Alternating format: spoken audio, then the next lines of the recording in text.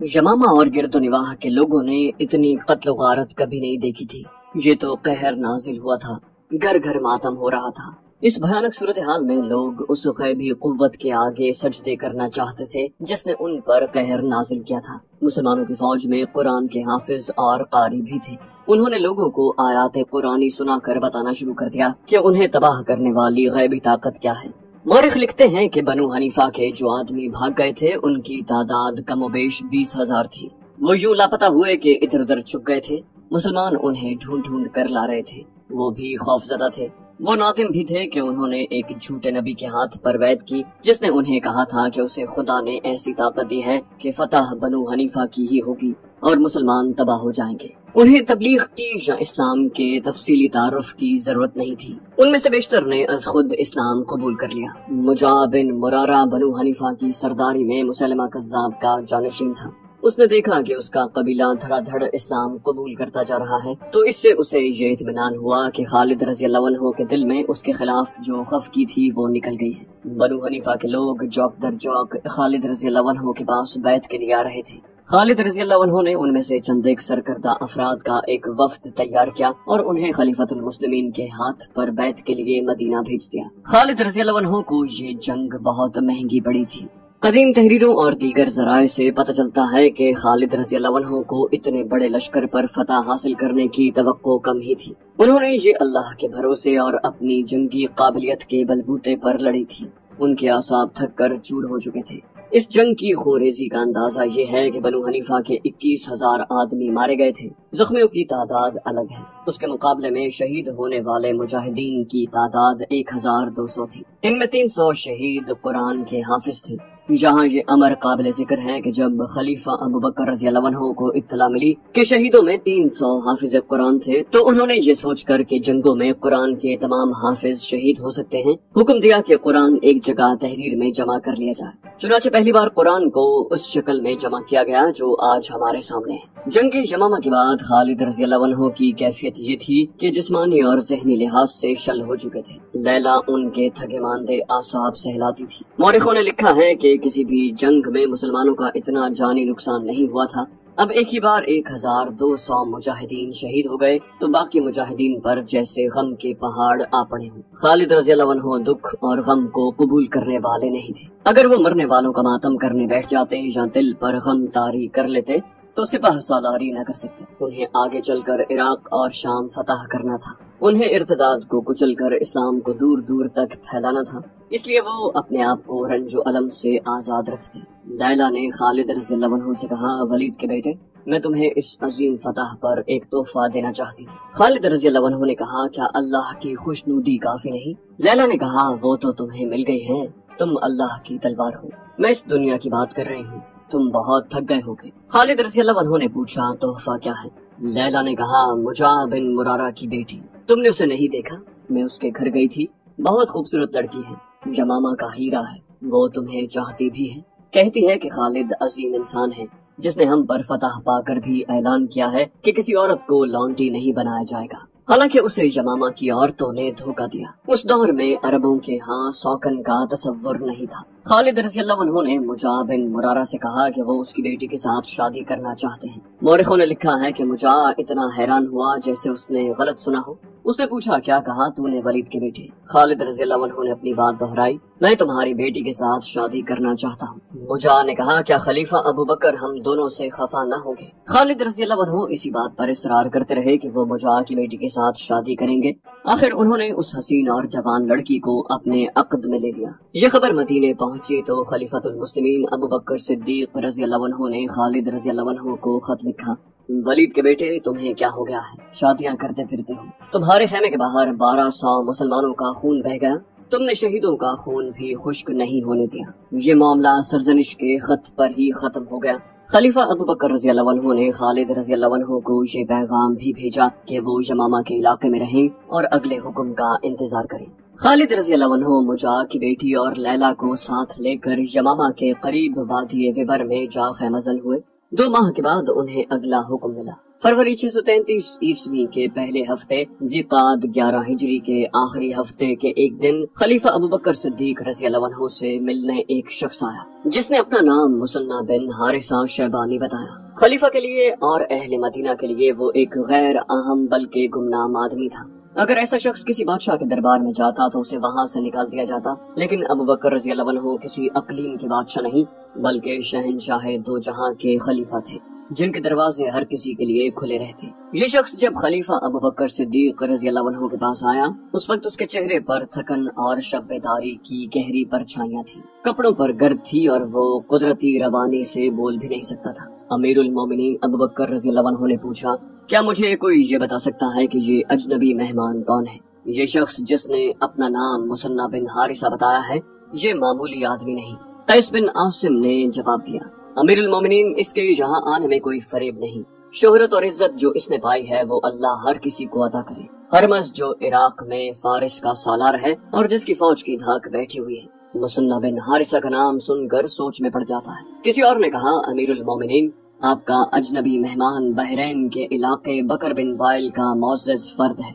ये इस्लाम कबूल करने वाले उन लोगों में से हैं जिन्होंने कुफ्र और इर्तिदाद की आंधियों में इस्लाम की शमअ रोशन रखी है, और इसने हमारे सालार अला बिन हज़रमी के साथ मिलकर इराक की सरहद के इलाकों में मुर्तदीन के खिलाफ लड़ाइयाँ लड़ी हैं। अमीरुल मोमिनीन का चेहरा चमक उठा। अब उन्होंने मुसन्ना बिन हारिसा को बदली हुई निगाहों से देखा। उनके जहन में अरबी मुसलमानों के वो कबाइल आ गए जो ईरानियों के महकूम थे। ये इराक के इलाके में आबाद, ये बनु लखम, तगलब, अयाद, निम्बर और बनु शैबान थे। एक रिवायत के मुताबिक ये वो अरबी बाशिंदे थे जिन्हें पहली जंगों में ईरानी जंगी कैदी बनाकर ले गए और उन्हें दजला और फरात के डेल्टा के दलदली इलाके में आबाद कर दिया। इन कबाइल ने ईरानियों का गुलाम होते हुए भी अपने अकीदों को अपने वतन के साथ वाबस्ता रखा। अरब में इस्लाम को फरोग मिला तो उन्होंने भी इस्लाम कबूल किया। इराक से सजा जैसे चंद अफराद ने नबूवत के दावे किए तो इन महकूम अरबों ने उस इर्तिदाद के खिलाफ महाज बना लिया। उधर मुसलमान एक ऐसी जंगी ताकत बन चुके थे जिनके सामने मुर्तदीन और कुफ्फार के मुतहिदा लश्कर भी न जम सके।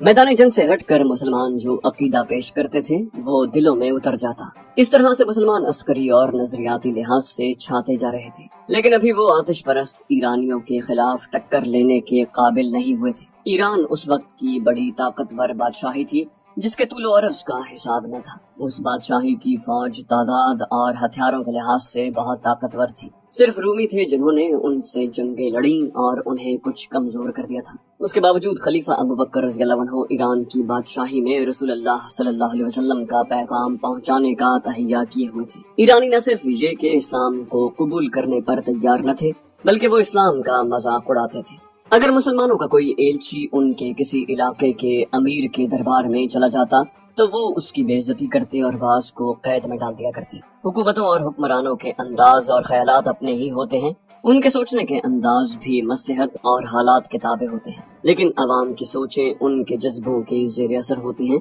और मुल्क मिल्लत की खातिर अवाम आग उगलते पहाड़ों के खिलाफ भी सीना सुपर हो जाते। उस दौर में इराक ईरान की बादशाही का एक सूबा था। उसका अमीर यहाँ के हरमस था जो उस दौर में माना हुआ जंगजू और निडर जंगी कायद था।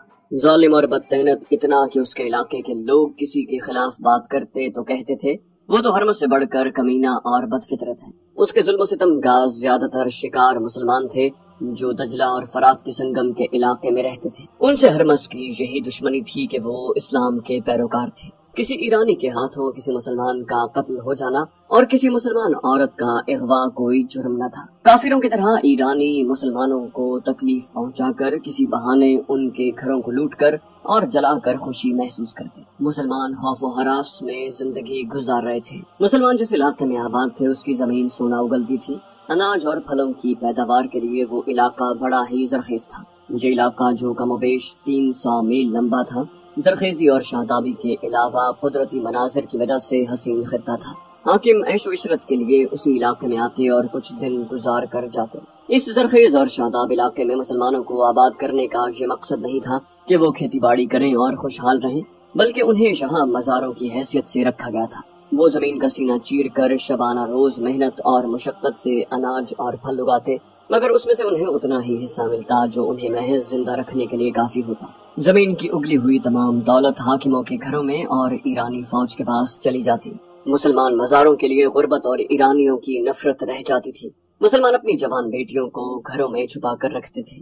کسی ایرانی فوجی کو کوئی مسلمان لڑکی اچھی لگتی تو وہ کسی نہ کسی بہانے یا اس کے گھر والوں پر کوئی الزام عائد کر کے اسے اپنے ساتھ لے جاتا۔ ایرانی فوجی کسی بہانے کے بغیر بھی مسلمان لڑکیوں کو اپنے ساتھ زبردستی لے جا سکتے تھے، لیکن غلامی اور مظلومیت کے باوجود مسلمانوں میں غیرت کا جذبہ موجود تھا۔ پہل زبردست اغوا کی وارداتیں ہوئیں تو مسلمانوں نے 2-3 فوجیوں کو قتل کر دیا۔ مسلمانوں کو اس کی سزا تو بڑی ظالمانہ ملی تھی اور انہیں اپنی لڑکیوں کو بچانے کی قیمت بھی بہت دینی پڑی تھی، لیکن زبردستی اغوا کا سلسلہ رک گیا تھا۔ آتش پرست ایرانی اپنے فوجیوں کو سانڈوں کی طرح پالتے تھے۔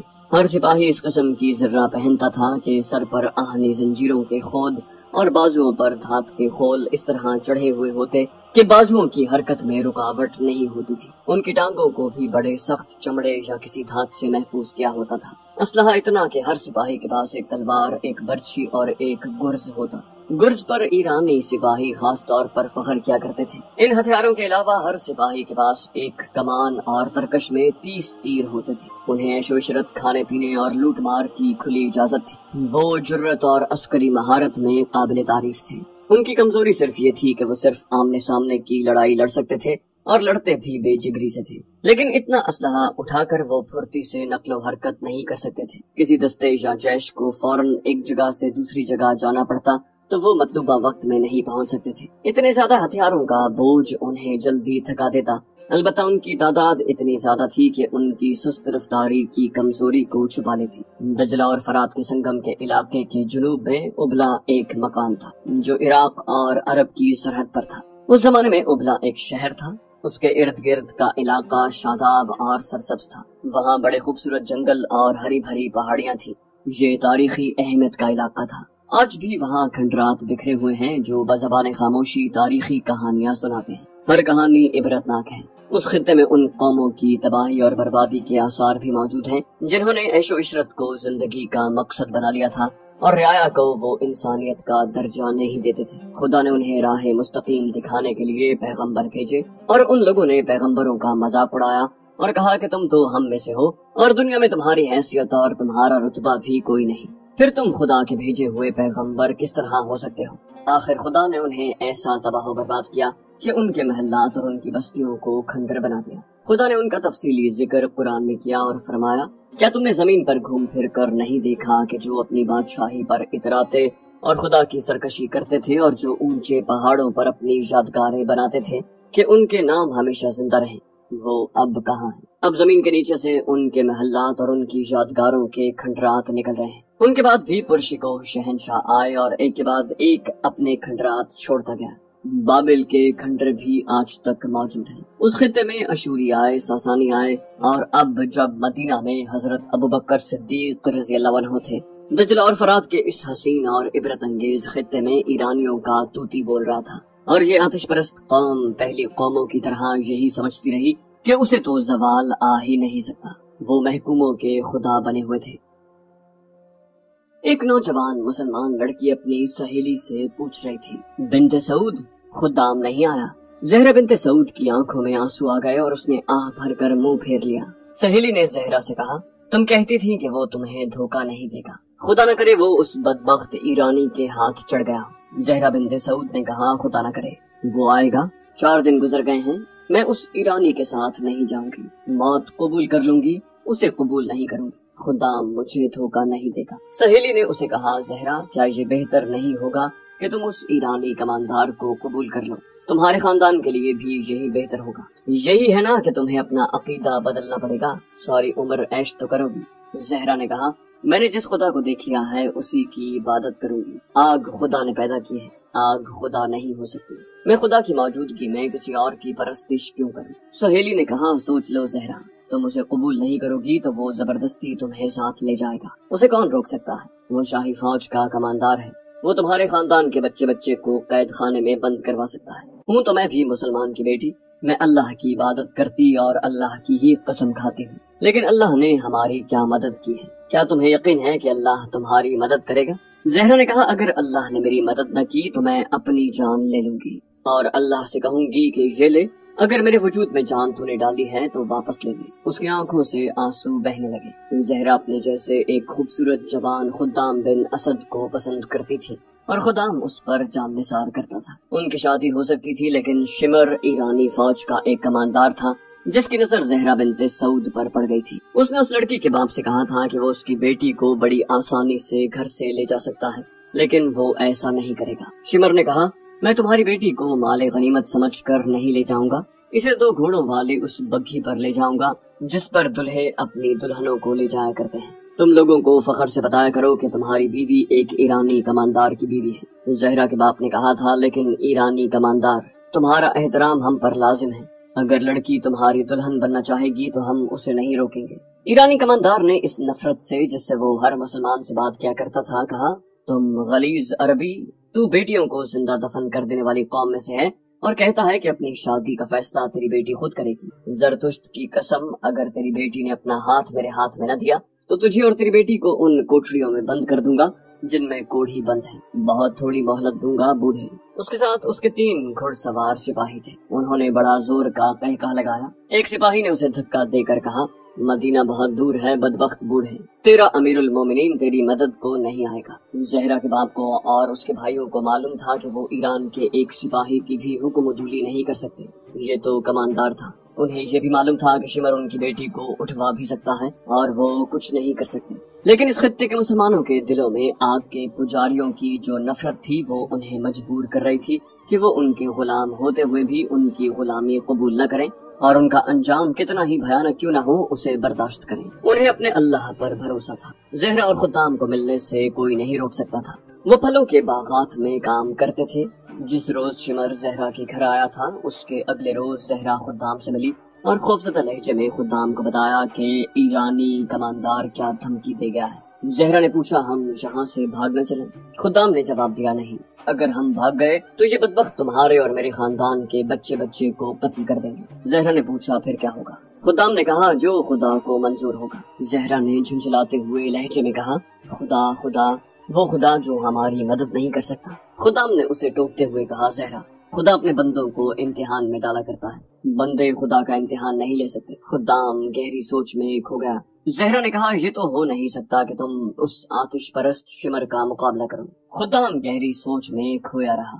زہرا نے پوچھا سوچتے کیا ہو؟ تم اس شخص کو قتل تو نہیں کر سکتے، ہمارے سامنے ایک ہی راستہ ہے۔ خدام نے کہا خدا نجات کا راستہ بھی دکھا دے گا۔ زہرا نے کہا تمہیں ایک اور راستہ بھی دکھا سکتی ہوں، مجھے اپنی تلوار سے قتل کر دو اور تم زندہ رہو۔ خدام نے کہا تھوڑی سی قربانی دو، میں اس نفرت کا اندازہ کر سکتا ہوں جو شمر کے خلاف تمہارے دل میں بھری ہوئی ہے، لیکن اس پر یہ ظاہر کرو کہ تم اسے پسند کرتی ہو، اسے دھوکے میں رکھو، میں کچھ دنوں کے لیے غائب ہو جاؤں گا۔ زہرا نے پوچھا کہاں جاؤ گے، کیا کرنے جاؤ گے؟ خدام نے کہا مجھ سے ہر بات نہ پوچھو زہرا، میں خدائی مدد حاصل کرنے جا رہا ہوں۔ زہرا نے اس کے کندھے پر ہاتھ رکھ کر کہا خدا کی قسم خدام اگر تم نے مجھے دھوکا دیا تو میری روح تمہیں چین سے نہیں جینے دے گی، میں ایک دن کے لیے بھی اس کافر کی بیوی بن کر نہیں رہ سکوں گی۔ اس کی بیوی بننے کا مطلب یہ ہے کہ مجھ سے تم ہی نہیں میرا مذہب بھی چھن جائے گا۔ خدام نے کہا اگر تم مذہب کی اتنی پکی ہو تو خدا ہماری مدد کو آئے گا۔ زہرا نے مایوسی کے لہجے میں کہا خدام میں مذہب کی تو پکی ہوں لیکن خدا پر میرا عقیدہ متزلزل ہوتا جا رہا ہے۔ خدام کچھ اور کہنے ہی لگا تھا کہ باغ میں کام کرتے ہوئے لوگوں میں ہڑبانگ سی مچ گئی۔ 3-4 آدمیوں نے خدام کو پکارا۔ زہرا اٹھی اور وہیں سے پودوں میں غائب ہو گئی۔ خدام نے اٹھ کر دیکھا، کچھ دور پر ایرانی کماندار شمر اپنے گھوڑے پر سوار آ رہا تھا۔ اس نے دور ہی سے کہا تھا کہ خدام کو اس کے پاس بھیجا جائے۔ خدام آہستہ آہستہ چلتا شمر کی طرف گیا۔ شمر نے گھوڑا روک کر دور سے کہا تیز چلو۔ خدام نے اپنی چال نہ بدلی۔ شمر نے ایک بار پھر گرج کر اسے تیز چلنے کو کہا۔ خدام اپنی ہی رفتار سے چلتا رہا۔ شمر گھوڑے سے کود کر اترا اور کولہوں پر ہاتھ رکھ کر کھڑا ہو گیا۔ باغ میں کام کرنے والے مسلمان دم بخود دیکھتے رہے۔ انہیں معلوم تھا کہ شمر خدام کی ہڈی پسلی ایک کر دے گا، لیکن خدام جب اس کے سامنے جا رکا تو شمر نے ہاتھ بھی نہ اٹھایا۔ شمر نے خدام سے حقارت آمیز لہجے میں کہا دیکھ کمینے انسان، میں تمہارے باپ اور تمہاری جوانی پر رحم کرتا ہوں، آج کے بعد میں تمہیں اس لڑکی کے ساتھ نہ دیکھوں۔ خدام نے پوچھا اگر تم نے مجھے اس لڑکی کے ساتھ دیکھ لیا تو پھر کیا ہوگا؟ شمر نے کہا پھر میں تمہارے منہ پر 1-2 تھپڑ نہیں ماروں گا، تمہیں درخت کے ساتھ الٹا لٹکا دوں گا، جاؤ میری نظروں سے دور ہو جاؤ۔ शिमर घोड़े पर सवार हुआ और चला गया। खुदाम वहीं खड़ा उसे देखता रहा। तो दोस्तों, ये थी हमारी आज की एपिसोड। उम्मीद करते हैं आपको हमारी एपिसोड पसंद आई होगी। जाने से पहले इस वीडियो को लाइक, शेयर और कमेंट करना मत भूलिए। और अगर आप हमारे चैनल पर नए हैं तो इसे सब्सक्राइब कीजिए और बेल आइकन पर क्लिक कीजिए ताकि आपको तमाम वीडियोस फौरन मिलती रहे। अगली वीडियो तक के लिए अपना ख्याल रखिए। अल्लाह हाफिज।